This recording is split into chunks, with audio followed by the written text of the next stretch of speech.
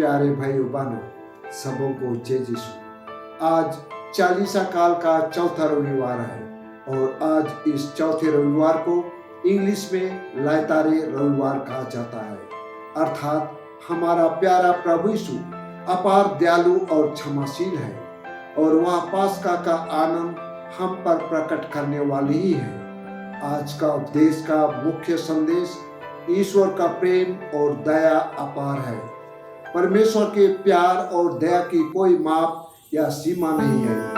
ईश्वर हमसे इतना चाहते हैं कि हम पश्चाताप करें और ईश्वर के पास लौट आए। चालीसा चालीसा चालीसा, हाँ चालीसा में हम नहीं करते मांस मछली की लालसा। चालीसा में हम नहीं करते सचमुच लालसा, क्योंकि चालीसा है हमारे लिए एक आध्यात्मिक परीक्षा।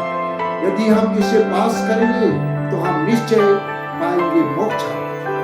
चालीसा में इस वचन पढ़कर पालन करना है रोज। इसमें हमें खोजना है इस योजना की निरंतर खोज, क्योंकि इस वचन ही है सत्य, जीवन और मार्ग। अगर हम इसे पालन करें तो ये हमें सीधे ले जाएगा स्वर्ग। इस चालीसा में हमें बदलना है हमारा बात व्यवहार और करना है अच्छी तैयारी से पाप स्वीकार, क्योंकि चालीसा साल में नहीं आती है बार बार।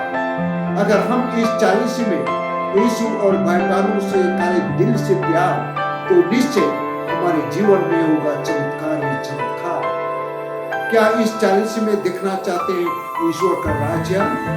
अगर हाँ तो हमें सदा बनना होगा प्रभु यीशु का परम शिष्य।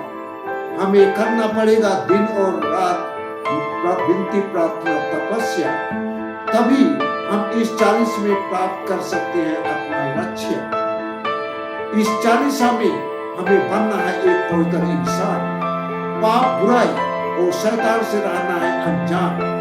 दुनियादारी, अलतू फलतू चीजों को नहीं देना है ध्यान और सदा यीशु भगवान का बन के रहना है मेहमान। चालीसा में जो लेगा ईश्वर का आस और करेगा उसी का दिन और रात तलाश और रोज रोज करेगा पवित्र समाचार का अभ्यास, वह कभी नहीं होगा किसी का दास और उसे कभी नहीं लगेगी भूख प्यास। हाँ, उसे कोई नहीं कर सकेगा खल्लास। तो आइए, किस बात की देरी, किस बात की प्रभु से बैरी? आइए यीशु के साथ जीवन यापन करें दिन और रात और करें उसी के साथ हंसी मजाक की बात और रहें उसी के साथ साथ सदा साथ, जो हमें देगा बराकत ही बराकत और कर देगा हमें शैतान और पाप से आजाद। हम हैं यीशु ख्रिस्त के सच्चा आर्मी, चाहे सर्दी हो या गर्मी हम सदा रहते हैं धर्मी। हम हैं यीशु ख्रिस्त के सच्चा शिष्य। हमारा उद्देश्य है इस 40 काल में कमाना पुण्य। हमारा संकल्प है स्थापित करना यीशु का राज्य। हम आज के प्रथम पाठ में देखते हैं इस्राएली लोग प्रोमिस लैंड अर्थात प्रतिज्ञात जमीन में, कनान देश में, जहां दूध और मधु की नदी बहने वाली देश में आ गए हैं और मन्ना की रोटी खाना बंद कर दिए हैं। ईश्वर अपनी चुनी हुई जाति को जो प्रोमिस, जो प्रतिज्ञा किया गया था, उसे आज पूरा किया है और उनसे दास्ता का कलंक हटा दिया है। इससे पता चलता है कि ईश्वर की महती दया और प्यार अपने चुनी हुई जाति के लिए अपार है। यात्रा के दौरान इजरायली लोग ईश्वर के विरुद्ध पाप किए थे, तो भी ईश्वर अपनी महती दया और प्यार से उन्हें क्षमा कर प्रतिज्ञा देश प्रदान किया। आज के द्वितीय पाठ में संत पौलुस बताते हैं कि हम यीशु ख्रिस्त में नई सृष्टि बन गए हैं। हमसे सभी पुरानी चीज दूर हो गई है, क्योंकि प्रभु यीशु मसीह के माध्यम से पिता परमेश्वर के साथ पुनर्मिलन हो गया है। प्रभु यीशु हमें क्षमा, शांति प्रदान की है। इतना ही नहीं, दुनिया में पुनर्मिलन और क्षमा शांति का संदेश सुनाने के लिए ईश्वर हमें यीशु मसीह का राजदूत नियुक्त किया है। या परमेश्वर का प्रेम और दया हमारे लिए हमारी योग्यता पर नहीं बल्कि ईश्वर की दया और अनुग्रह से हमें प्राप्त हुई है। इसलिए हमारा प्रमुख कर्तव्य और जिम्मेदारी है कि हम एक दूसरा यीशु ख्रिस्त बनकर दुनिया में ईश्वर का राज स्थापित करें एवं यीशु का राजदूत बनकर दुनिया, गांव घर और घर परिवार में यीशु का प्यार, दया का प्रचार करें। आज के पवित्र समाचार में हमारे पास उड़ाव पुत्र का दृष्टांत है, जो हमें यह बतलाता है कि पिता ईश्वर का प्रेम और प्यार अपने लोगों के प्रति महान और अपार है। हमारा ईश्वर दया और क्षमाशील ईश्वर है। जब लोग ईश्वर के प्रेम से भटक जाते हैं, दूर चले जाते हैं, तो ईश्वर उन्हें अपने परिवार में वापस लाने के लिए वह दिन और रात उनके आने की बाट जोतता है। ईश्वर अपने पास उन्हें लाने के लिए दिन और रात ढूंढता है। ईश्वर चाहता है कि वे सभी भाई बहन अपनी गलतियों का एहसास करें और गलतियों को स्वीकार कर अपने पाप बुराई के लिए पश्चाताप करें और अपने पिता ईश्वर के पास लौट जाएं। आज के पवित्र समाचार के दृष्टांत को जानने और समझने के लिए इसके पूर्व हमें जानना पड़ेगा पवित्र समाचार के दृष्टांत के पहले और दो दृष्टांतों को। पहली भटकी हुई भेड़ का दृष्टांत और दूसरा खोया हुआ सिक्का का दृष्टांत। भटकी हुई भेड़ का दृष्टांत में एक भेड़ चरवाहे और भेड़ों की झुंड से दूर चला जाता है और भटक जाता है, और चरवाहा उसे भेड़ों के झुंड में लाने के लिए अपने 99 भेड़ों को छोड़कर उस भटकी हुई भेड़ की खोज करता है, और वह तब तक खोज करता है जब तक वह उसे नहीं पा लेता है, और उसे पाकर वह आनंद मनाता है। इस दृष्टांत में भटकी हुई भेड़ हम सभी भाई बहन हैं, और उस भटकी हुई भेड़ की खोज करने वाला चरवाहा हमारा प्रभु यीशु है। हमारा प्रभु यीशु का प्यार और दया हम लोगों के प्रति अपार और असीम है। प्रभु यीशु चाहता है कि हम अपने दोष, गुनाहों और गलतियों को स्वीकार और एहसास कर यीशु के पास लौट जाएं। दूसरा, खोया हुआ सिक्का का दृष्टांत में घर के अंदर खोया हुआ सिक्का हम सभी भाई बहनों को दर्शाता है, और उस खोई हुई सिक्का की खोज करने वाली स्त्री पिता ईश्वर का प्रतिनिधित्व करती है। जब से उस स्त्री का सिक्का खो गया है, तब से वह स्त्री व्याकुल और चिंतित होकर बड़ी सावधानी से पूरी मन और दिल से उस खोई हुई सिक्का की खोज करती है, और पाने के पश्चात वह अपने सखियों और पड़ोसियों के साथ खूब आनंद मनाती है। ये दोनों दृष्टांत हमारे खोए हुए भाई बहनों के बारे में बताता है। पहले दृष्टांत में व्यक्ति घर के बाहर माता पिता, भाई बहनों से, परिवार वालों से दूर जाकर भटक जाता है और खो जाता है। लेकिन दूसरा दृष्टांत में व्यक्ति घर में रहकर भी माता पिताओं, भाई बहनों और परिवार में खो जाता है, अर्थात ईश्वर के पथ से भटक जाता है और खो जाता है। आज इन खोई भाई बहनों के प्रति प्रभु यीशु का दया और प्यार उमड़ रहा है।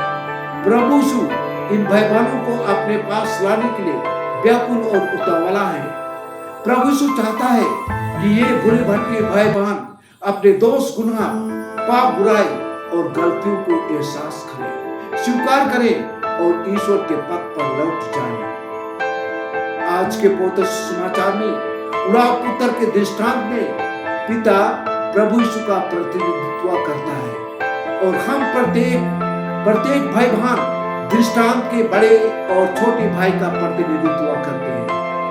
आज के पवित्र समाचार का उड़ाव पुत्र का दृष्टांत में छोटा भाई उस खोई हुई भेड़ के दृष्टांत के समान घर के बाहर पिता के प्यार से दूर बाहर जाकर पाप की दुनिया में खो जाता है, और बड़ा भाई घर में खोई हुई सिक्का के समान है। बड़ा भाई घर में ही खो जाता है, अर्थात घर में रहकर भी, माता पिता के साथ रहकर भी वह उनके साथ नाता रिश्ता तोड़ डालता है और पिता से दूर चला जाता है, अर्थात बड़ा भाई घर में ही आध्यात्मिक आध्यात्मिक रूप से खो जाता है।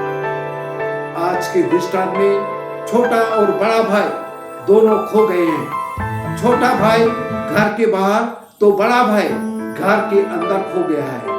अर्थात दोनों भाई पिता से नाता रिश्ता तोड़कर दूर जाकर पिता से खो गए हैं और दुनियावी जीवन और पाप में डूब गए हैं। यहाँ दृष्टांत में पिता परमेश्वर का प्रतिनिधित्व करता है और दृष्टांत में दोनों बेटे हम सभी भूले भटके पाप में डूबे भाई बहनों का प्रतिनिधित्व करते हैं और पिता परमेश्वर इन भूले भटके पाप में डूबे भाई बहनों के मन परिवर्तन और ईश्वर के पथ पर लौटने का इंतजार कर रहा है। प्रभु यीशु चाहता है कि सभी भाई बहन अपने पाप बुराई और गलतियों का एहसास करें, स्वीकार करें और ईश्वर के पास लौट आए। हम भी इन दोनों भाइयों के भांति घर परिवार में समुदाय में ईश्वर से नाता रिश्ता तोड़कर सांसारिक दुनिया में या सांसारिक दुनिया के साथ भटक गए हैं। प्रभु यीशु से नाता रिश्ता तोड़कर दुनियावी जीवन में जीवन जी रहे हैं और आध्यात्मिक जीवन में खो गए हैं। इसलिए आज प्रभु यीशु बेसब्री से हमारी वापसी के लिए इंतजार कर रहा है कि मेरा बेटा मेरा बेटी कब ईश्वर के पथ में लौट आए और इस 40 साल में पुण्य कमाए। भाइयों बहनों, हमारे प्रभु यीशु का प्यार और दया अपार है। वह हमेशा क्षमाशील है।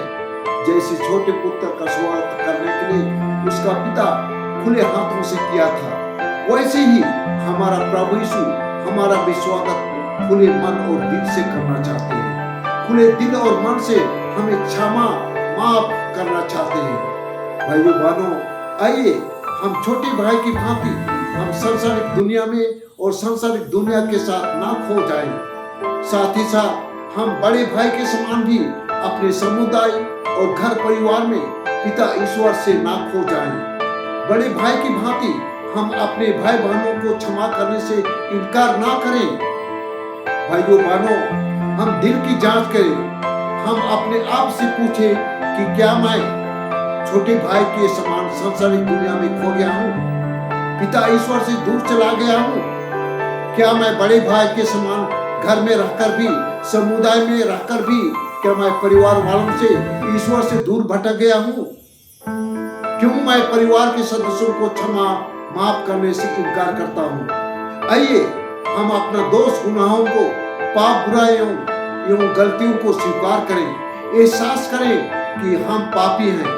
हम प्रभु यीशु के पास लौट आए क्योंकि वह हमें अपनाने के लिए इंतजार कर रहे हैं। जिस प्रकार दृष्टांत में उड़ाव पुत्र अपना दोष गुनाह पाप बुराई को स्वीकार कर पिता के सामने एक अच्छा और पवित्र पाप स्वीकार किया, ठीक वैसे ही आइए हम इस 40 काल में हम भी अपने पापों के लिए पिता परमेश्वर के सामने एक अच्छा पाप स्वीकार करें और प्रभु यीशु के प्यारे बाल बच्चे बन जाएं। हमारा प्रभु यीशु उड़ाव पुत्र का पिताजी के समान क्षमाशील ईश्वर है।